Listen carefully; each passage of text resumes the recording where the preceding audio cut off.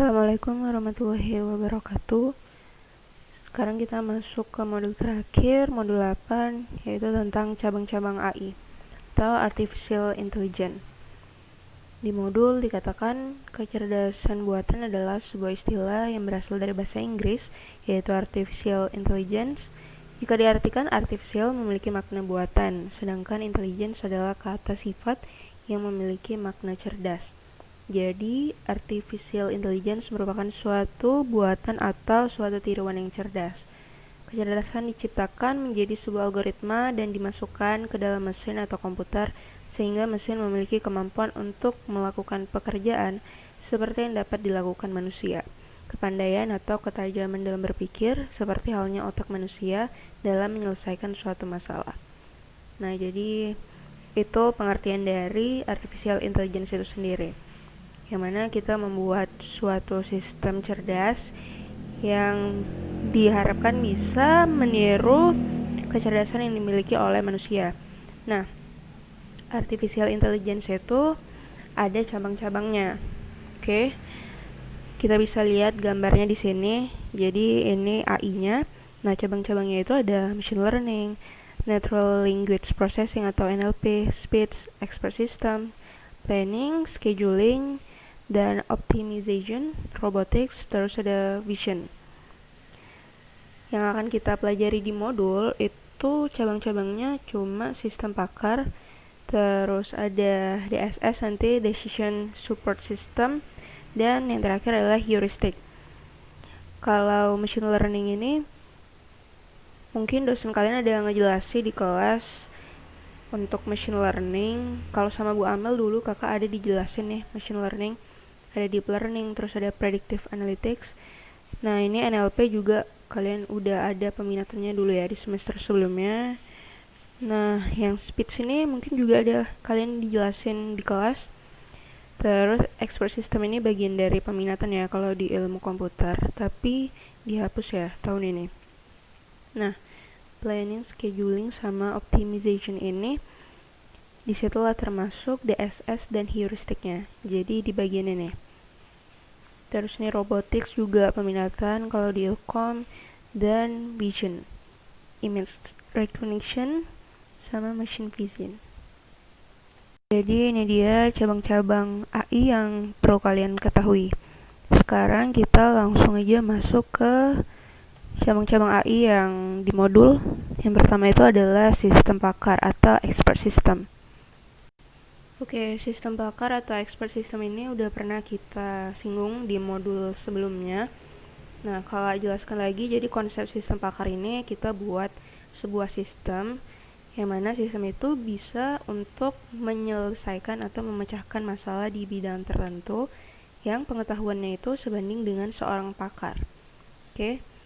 Nah, dengan cara merepresentasikan pengetahuan seseorang atau beberapa orang pakar dalam format tertentu dan menyimpannya dalam basis pengetahuan seperti itu. Yang mana diharapkan sistem pakar ini punya pengetahuan yang setara dengan seorang pakar, gitu istilahnya. Oke, jadi di expert system ini itu ada namanya metode certainty factor. Faktor kepastian atau certainty factor menyatakan kepercayaan dalam sebuah kejadian atau fakta atau hipotesis berdasarkan bukti atau penilaian pakar. Certainty factor menggunakan suatu nilai untuk mengasumsi derajat keyakinan seorang pakar terhadap suatu data. Nah, biasanya metode certainty factor ini digunakan untuk mendiagnosis sesuatu, ya. Metode ini sangat cocok untuk sistem pakar yang mendiagnosis sesuatu yang belum pasti. Oke, kakak mencari sumber lain ya dari internet, karena kalau rasa di modul ini ada yang kurang untuk metode certainty factornya, jadi kakak cari dari sumber lain juga. Nah, setelah itu kita langsung masuk ke contoh aja. Kenapa kakak cari dari sumber lain lagi? Karena contoh yang di modul untuk certainty factor ini, kode G1, G2, G3, dan seterusnya ini nggak dijelaskan itu kode dari apa. di modul itu dia langsung ke rule-nya, contoh kasus terus rule-nya. Sementara seharusnya kita harus menjelaskan kode G1, G2, dan lain sebagainya itu keterangannya apa, seperti itu. Jadi kakak untuk contoh certainty factor-nya ini kakak ambil dari sini. Jalannya itu tetap sama, cuma di modul nggak ada keterangannya aja, cuma itu aja. Ya, selebihnya sama. Oke, langsung aja. Jadi di sini itu ada studi kasus diagnosa penyakit sapi dengan metode certainty factor. Di sini ada kode dan nama gejalanya. G1 itu untuk demam tinggi, G2 badan lemah, G3 turun berat badan, G4 mengalami aborsi, dan seterusnya. Lalu di sini ada kode untuk nama penyakit. P1 itu ada brucellosis, terus P2 ada infection bovine rhinotracheatis, dan seterusnya. Oke. Nah, di sini ada tabel untuk nama gejala dan penyakitnya. Oke.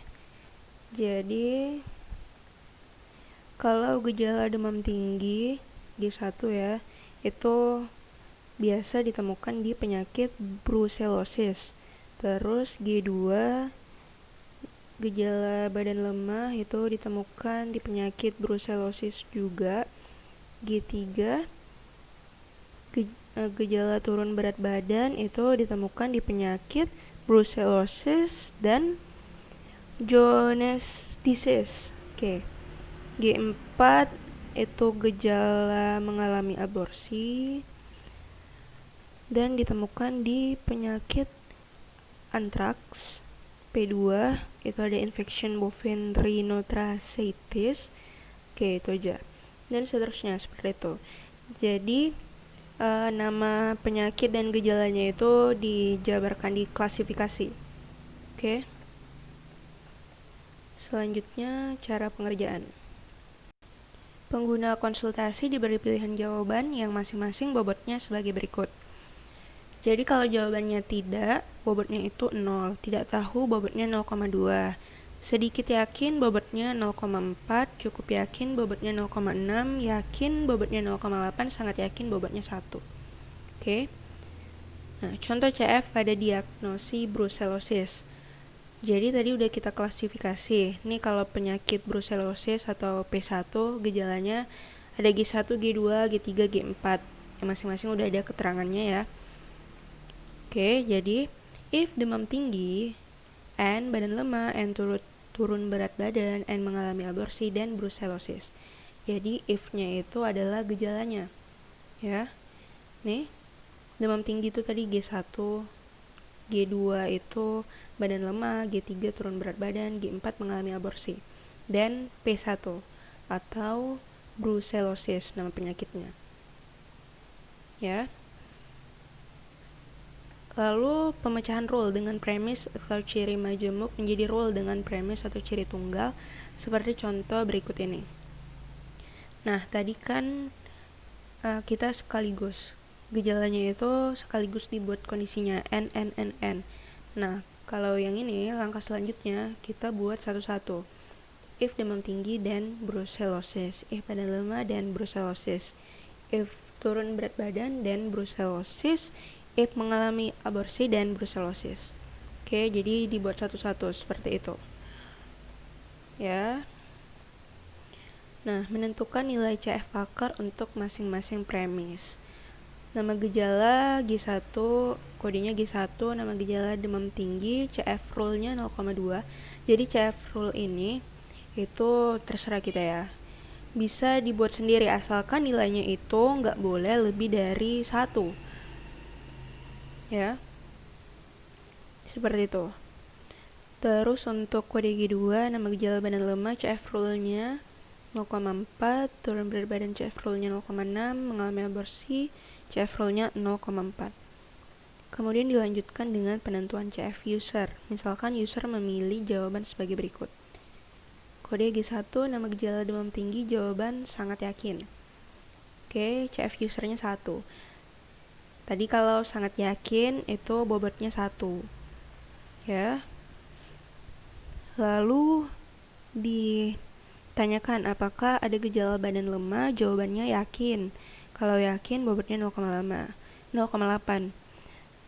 Lalu selanjutnya ditanyakan lagi apakah ada gejala turun berat badan, jawabannya sangat yakin, bobotnya 1. Lalu gejala mengalami aborsi, jawabannya juga sangat yakin dan bobotnya juga 1. Oke, sampai sini paham? Nah, di modul langkah selanjutnya itu juga seperti itu, jadi sama ya. Hanya saja tadi kakak bilang di awal itu dia nggak dijelaskan keterangannya. Nah, selanjutnya rule-rule yang baru tersebut kemudian dihitung nilai CF pakar dengan CF user menggunakan persamaan CF HE sama dengan CFE dikali CF rule. Sama dengan CF user, E-nya itu user, lalu yang rule-nya itu adalah pakar. Ya. Oke, jadi CF 1, 2, 3, 4 ini cuma penomoran aja. CF rule 0,2, 0,4, 0,6. Nih, CF rule itu yang bobot untuk gejalanya tadi. Ya. Lalu dikalikan CF user sesuai dengan jawabannya. Jawaban si user tadi, kalau gejalanya demam tinggi, jawaban si user apa? Sangat yakin, bobotnya 1 kan. Lalu dikalikan 0,2 dikali 1, 0,2. Lalu tadi CF rule untuk badan lemah 0,4, CF usernya adalah 0,8, lalu dikalikan 0,32. Terus untuk turun berat badan, ya, nih CF pakarnya atau rule-nya itu adalah 0,6 dikali 1 bobot usernya 0,6. Yang ini untuk mengalami aborsi, CF rule-nya 0,4 dikali jawaban si user itu bobotnya 1, hasilnya 0,4. Ya nih hasilnya. Kalau mau lihat contoh yang di modul juga sama, CF pakarnya dikalikan dengan CF usernya. Dan hasilnya itu yang merupakan CF H, E-nya. Oke, sama ya. Langkah yang terakhir adalah mengkombinasikan nilai CF dari masing-masing rule, ya. CF combine, CF 1, CF 2 sama dengan CF 1 ditambah CF 2 dikali 1 dikurang CF 1. Oke, jadi CF 1 tadi itu adalah 0,2 ya, nih hasilnya. Terus CF 2 hasilnya 0,32, maka 0,2 ditambah 0,32 dikali 1 dikurang CF 1-nya. 0,2. Ya, begitu seterusnya. Untuk CF yang sebelumnya nih, CF old nih, CF yang ini ya. Jadi nanti hasil dari combine CF 1 CF 2 itu kan ada hasilnya 0,45. Itu satuannya adalah CF old. Nah, CF old-nya itu dikombine dengan CF 3. Ya. Yang di sini itu jadi CF old. Nilai yang di dalam kurung tadi. Kalau ini kan CF 1. Nah, yang di sini itu jadi CF old-nya. Oke. Selanjutnya hasilnya juga ada 0,78, baru 0,78 atau CF old itu dikombine dengan CF 4. Oke, hasilnya 0,86.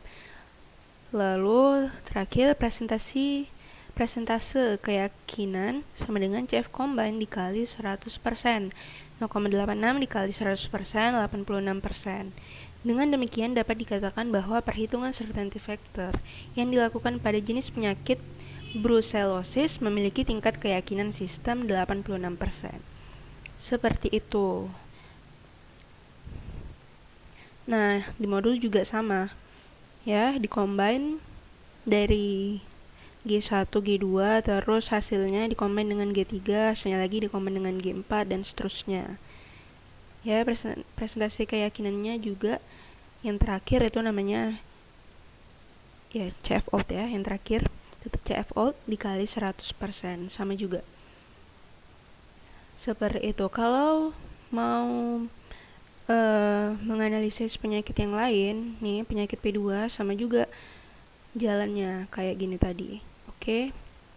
Paham sampai di sini? Nah, jadi metode certainty factor ini seperti ini caranya. Nah, di modul sebelumnya itu kita ada nyinggung tentang expert system. Nah, kalau yang sebelumnya itu kita bahas codingannya ya kan. Ada backward chaining, forward chaining, terus ada reasoningnya juga. Nah, ini bisa dibuat ke dalam codingan. Tentu aja ya kan, tentu aja bisa. Nah, di sini udah ada if then rules-nya seperti itu.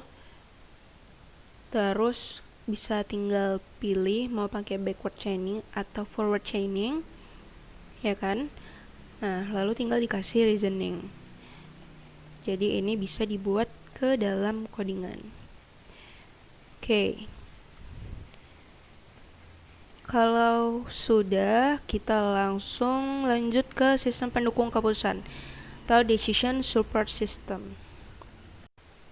Oke, sistem pendukung keputusan atau DSS ini merupakan program yang terkomputerisasi yang digunakan untuk mendukung penentuan, penilaian, dan tindakan yang diambil dalam suatu organisasi atau bisnis ya, atau perusahaan.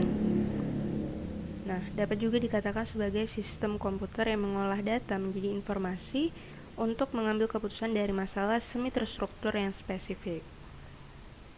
Jadi DSS ini menyaring dan menganalisis sejumlah besar data, ya, mengumpulkan informasi komprehensif yang dapat digunakan untuk memecahkan masalah dan dalam pengambilan keputusan. Oke. Nah, di DSS itu di modul menggunakan metode Simple Additive Weighting atau SAW. Ada juga yang namanya TOPSIS ya. Gak pernah dengar tuh.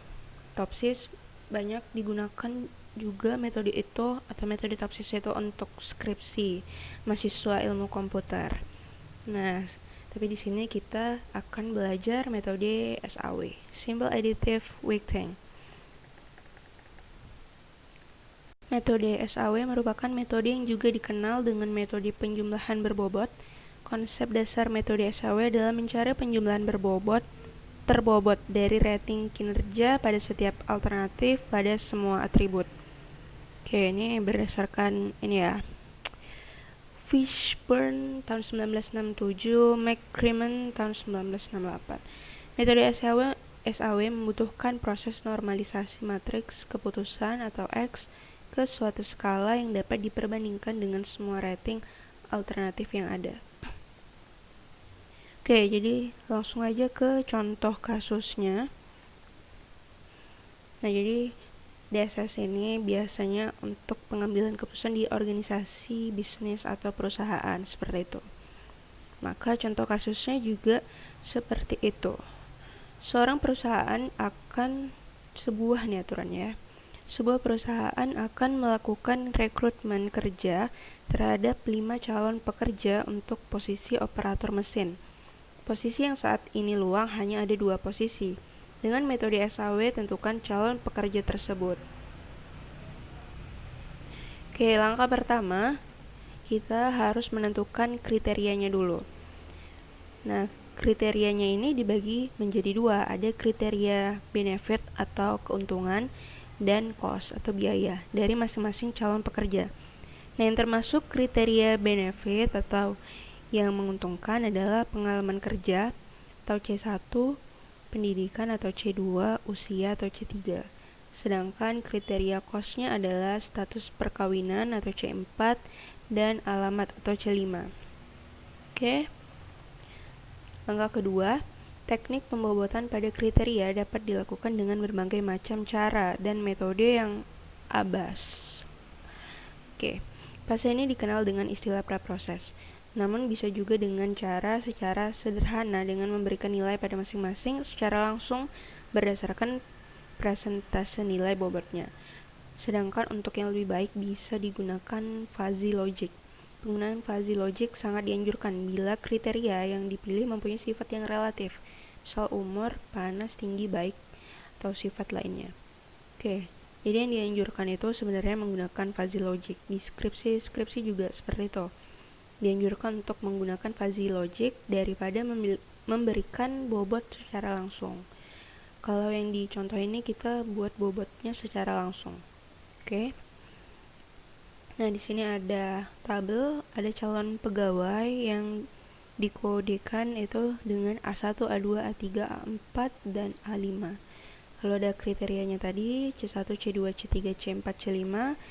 Lalu masing-masing pegawai dibuat bobotnya, ya, masing-masing kriteria diberikan bobotnya untuk masing-masing kriteria. A1 untuk kriteria C1 itu bobotnya 0,5, ya, pengalaman kerjanya 0,5, terus pendidikannya 1, C3 usianya diberikan bobot 0,7, C4 status perkawinan 0,7, C5 alamat 0,8.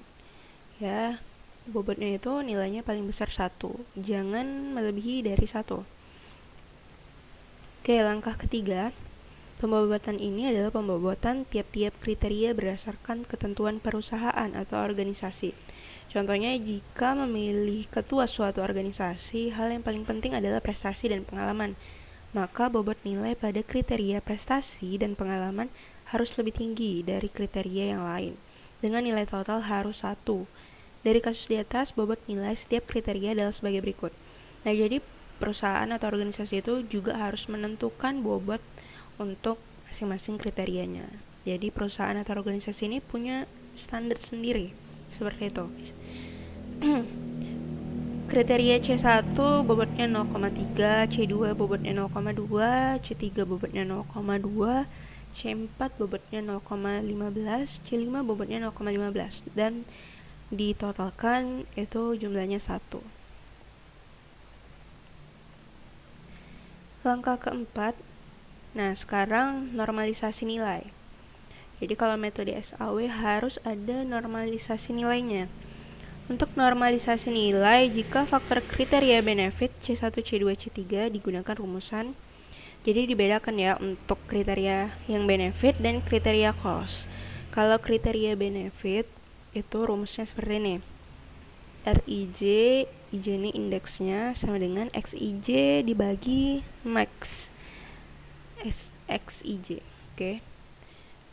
Dari kolom C1 nilai maksimalnya adalah 1, maka tiap baris dari kolom C1 dibagi oleh nilai maksimal kolom C1.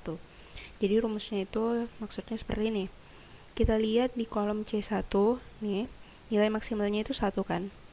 Maka setiap bobot yang ada di kolom C1 dibagi dengan nilai maksimalnya. Oke. RIJ itu, IJ-nya itu maksudnya indeks untuk kolomnya. Nih, 11, 21, 31, 41, 51, seperti itu. Oke, paham ya? Jadi di masing-masing dibagikan untuk R11 sama dengan 0,5 dibagi 1 sama dengan 0,5. Lalu untuk R21 kita lihat R21 0,8 dibagi dengan nilai maksimalnya yaitu 1, setelahnya 0,8, begitu seterusnya. Nah, yang kolom C2 juga kita cek lagi nilai maksimalnya itu berapa. Nah, di sini nilai maksimalnya adalah 1. Maka setiap bobot untuk yang ada di kolom C2 ini dibagi dengan angka 1. Ya, 1 bagi 1, 0,7 bagi 1, dan seterusnya. Lalu untuk kolom C3 juga seperti itu. Karena C3 masih termasuk kriteria benefit, ya kan? Dicek lagi di kolom itu dan nilai maksimalnya adalah 1, maka setiap bobot yang ada di kolom itu dibagikan dengan nilai 1. Nah, untuk yang normalisasi nilai faktor kriteria cost, yaitu C4 dan C5, digunakan rumusan RIJ sama dengan minimal XIJ dibagi XIJ. Jadi nilai minimalnya itu yang dijadikan penyebut lalu dibagi dengan masing-masing nilai yang ada di kolom C4 dan C5. Jadi kalau kriteria benefit kita cek nilai maksimalnya, untuk kriteria cost ini kita cek nilai minimalnya. Oke, di kolom C4 nilai minimalnya adalah 0,5. Maka 0,5 itu akan menjadi penyebutnya. Oke, R14 0,5 dibagi nilai dari R14 tadi. Ya, 0,7, 0,5 dibagi 0,5, 0,5 bagi 0,7, dan seterusnya. Lalu di C5 juga kita lihat nilai minimalnya. Nilai minimal di kolom C5 adalah 0,7. Maka 0,7 ini yang akan menjadi penyebutnya. 0,7 dibagi 0,8, 0,7 dibagi 1, 0,7 dibagi 1, dan seterusnya. Ya, seperti itu. Nah, setelah udah dinormalisasi, semua hasil perhitungan tersebut dimasukkan ke dalam tabel, yang kali ini disebut tabel faktor ternormalisasi. Oke. Tabelnya sama seperti yang sebelumnya, hanya saja nilainya yang berubah. Jadi nilai yang udah didapat tadi itu dimasukkan ke dalam tabel. Untuk A1, C1 dilihat dari nilai yang ini. Ya, ini yang didapatkan untuk kolom C1 semua dimasukkan ke kolom C1. Begitu seterusnya sampai dengan kolom C5. Ya. Nah, langkah kelima, setelah mendapat tabel tersebut, selanjutnya adalah mengalihkan setiap kolom di tabel dengan nilai bobot masing-masing kriteria yang sudah dideklarasikan di langkah ketiga. Jadi, bobot-bobot ini itu nilainya dikalikan dengan bobot yang dibuat oleh perusahaannya. Ya. Yang ini tadi. Jadi, perusahaan atau organisasi itu udah punya bobot atau nilai sendiri yang sudah mereka buat untuk masing-masing kriterianya. Jadi tinggal kita kalikan. A1 sama dengan, ya, jadi dilihat C1-nya untuk A1 ini berapa bobotnya, yaitu 0,5 dikali C1, bobot C1 yang dimiliki perusahaan, ya. Jadi nilainya adalah 0,3. Maka 0,5 dikali 0,3 ditambah yang C2. 1 dikali 0,2 ini dari bobot perusahaan. Dan seterusnya sampai dengan 0, C5 maksudnya. Didapatkan hasilnya 0,72835. Begitu seterusnya sampai dengan A5. Oke, maka alternatif yang memiliki nilai tertinggi dan bisa dipilih adalah alternatif A2 dengan nilai 0,835 dan alternatif A5 dengan nilai 0,7321. Jadi dilihat nilai yang paling tinggi itu yang mana. A itu tadi alternatif adalah calon pegawainya tadi ya. Jadi bisa dilihat yang cocok untuk posisi operator mesin itu adalah A2 dan A5, karena tadi perusahaannya di contoh kasusnya itu butuh 2 orang kan. Maka yang dipilih adalah A2 dan A5 dengan nilai 2 teratas. Seperti itu. Sampai sini paham? Cabang AI selanjutnya yang akan kita pelajari adalah heuristik. Ya, mungkin kalian sudah familiar karena beberapa algoritmanya sudah kita pelajari di mata praktikum DAA. Nah, heuristik adalah fungsi yang memberi perangkat alternatif dalam algoritma penelusuran di setiap langkah percabangan berdasarkan informasi yang tersedia untuk memutuskan cabang mana yang akan diikuti. Tujuan dari heuristik adalah untuk menghasilkan solusi cepat untuk memecahkan masalah yang dihadapi. Solusi ini mungkin tidak menjadi yang terbaik dari semua solusi yang ada, atau itu hanya mungkin perkiraan solusi yang tepat.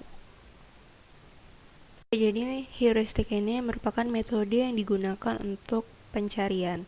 Nah, kenapa kita membutuhkan metode heuristik? Karena di dalam kehidupan nyata, titik dan rutenya itu jumlahnya kompleks ya, jumlahnya nggak sedikit. Jadi heuristik ini bisa menyelesaikan permasalahan atau titik dan rute yang kompleks itu sehingga menjadi lebih efisien dalam segi waktu, dan rute yang dihasilkan adalah rute yang optimum. Ya.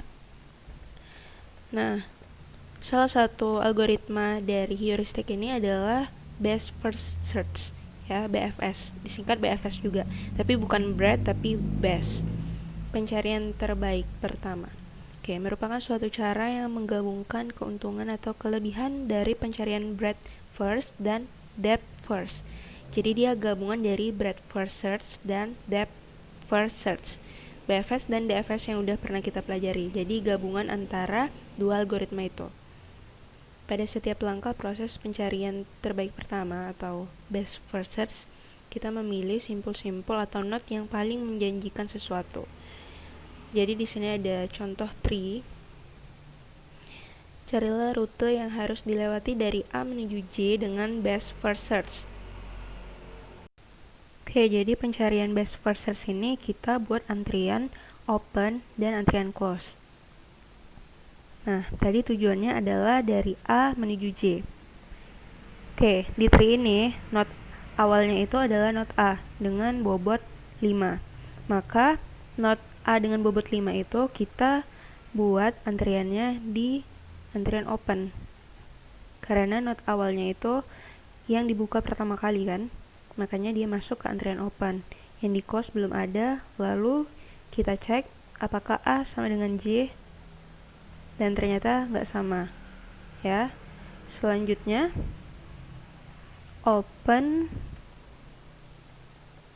Nah, tadi kan udah di open A5, otomatis node yang terhubung dengan A5 ini akan terbuka, yaitu node B, C, dan D. Oke, kita masukkan node B, C, dan D ini ke dalam antrian open, tapi diurutkan berdasarkan bobot yang paling kecil. Ya, jadi dari mulai bobot yang terkecil sampai dengan bobot yang paling besar, D4. Nah, yang kita close yaitu A5. Close ini maksudnya juga adalah node yang udah dikunjungi. Tadi A5 udah dikunjungi kan, makanya kita close. Nah, lalu kita cek berdasarkan node yang paling depan di antrian open, yaitu B2. Jangan lupa ini diurutkan dari yang terkecil sampai dengan terbesar. Oke. Apakah B sama dengan J? Ternyata enggak. Nah, setelah itu kita buat lagi antrian opennya. Kita cek di node B. Ya, di node B itu tadi kan node B-nya udah dibuka kan, udah di open. Berarti yang terhubung dengan node B itu terbuka juga, yaitu node E8. Nah, kita masukkan E8-nya itu di antrian open, tapi kan tadi di dalam antrian open itu udah ada C3 dan D4. Nah, ketentuannya di antrian open harus berdasarkan dari bobot yang terkecil sampai dengan terbesar. Maka C3 D4 ini letaknya di depan berdasarkan bobotnya, baru kita masukkan E8. Oke, sampai sini paham kan? Nah, lalu close A5 B2. B2-nya kita close. Terus kita cek lagi berdasarkan node yang ada di antrian open paling depan, yaitu node C. Apakah C sama dengan J? Ternyata enggak sama. Ya. Selanjutnya kita buat antrian opennya lagi. Node C tadi udah dibuka, berarti node F dan G terbuka juga, ya kan? Kita lihat F bobotnya 2, G bobotnya 5. Maka di sini kita urutkan berdasarkan bobot yang paling kecil, yaitu F2, D4, lalu tadi ada G5 dan E8. Terus close A5 B2 C3.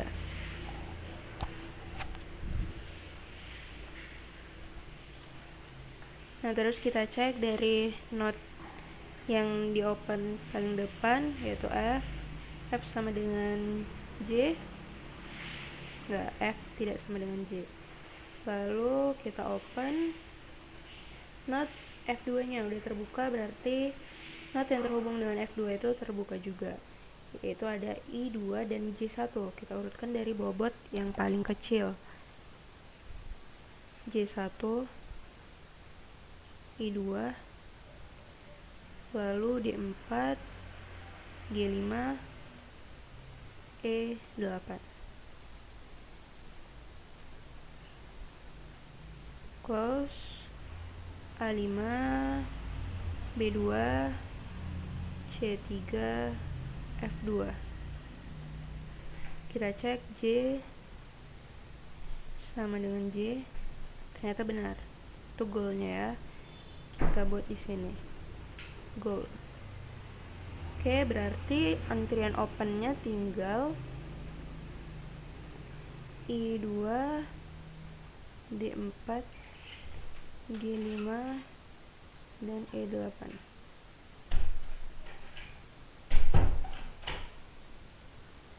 Dan close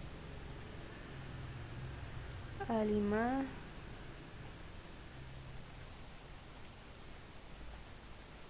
A5, B2, C3, F2, dan J1. Oke, sampai di sini. Nah, close-nya ini kalian bisa buat yang note yang di close pada saat itu juga di antrian close-nya. Kayak ini dia cuma satu aja. Kalau kakak buat yang dari awal supaya di akhir itu lebih gampang lihat rute atau note yang udah dikunjunginya. Maka jadinya oke, kita buat rute. Rutenya itu A5, B2, C3, F2, J1. Dengan total cost-nya itu 5 tambah 2, 7, 7 tambah 3, 10, 10 tambah 2, 12, 12 tambah 1, 13. Oke, sampai di sini paham. Jadi intinya kita buka dulu note-nya kan, terus masukkan di antrian open, baru note yang udah dibuka itu otomatis note yang di bawahnya terbuka juga. Ya, diurutkan berdasarkan bobotnya yang paling kecil sampai dengan terbesar. Ya, baru yang di depan ini, antrian open yang paling depan itu yang dibuka. B tadi apa? E8. Tetap diurutkan berdasarkan bobotnya. Close itu adalah note yang udah kita kunjungi, ya, atau note sebelumnya yang dibuka. Oke, gitu seterusnya. Kalau ada yang nggak paham silakan ditanyakan aja. Nah, jadi materi modul 8 kita sampai di sini aja. Mohon maaf bila ada yang kurang jelas. Kalau ada yang kurang jelas silakan ditanyakan aja ke kakak. Kakak akhiri. Wassalamualaikum warahmatullahi wabarakatuh.